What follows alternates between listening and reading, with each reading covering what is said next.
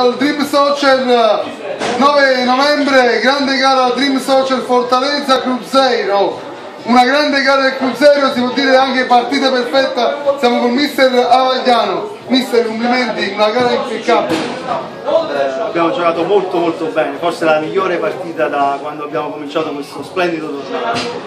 Dobbiamo innanzitutto ringraziare voi dell'organizzazione perché ogni volta sopportate i nostri rimproveri all'arbitro, un po' di casino generale, però posso tranquillamente dire che oggi veramente abbiamo giocato tanto bene. Avrete modo di vedere anche dalle immagini, abbiamo fatto anche 3-4 azioni veramente stupende. Ho visto delle azioni da cantera, palla di prima, contropiedi perfetti, gioco difensivo impeccabile. Di fronte c'era una squadra di tutto rispetto, il Fortaleza. Veramente sembrava una squadra che si è lavorato alla perfezione questo match.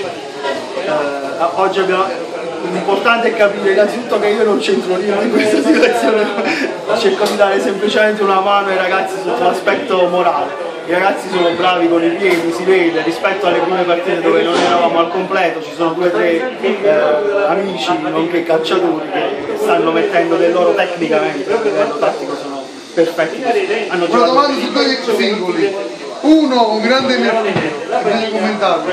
2, l'assenza di Fabio Bruno, 2 elementi fondamentali per questa gara. Allora, innanzitutto Mercurio è un grandissimo attaccante, si vede, porta da solo avanti l'attacco, in alcune circostanze riesce a fare praticamente tutto quello che un attaccante dovrebbe fare.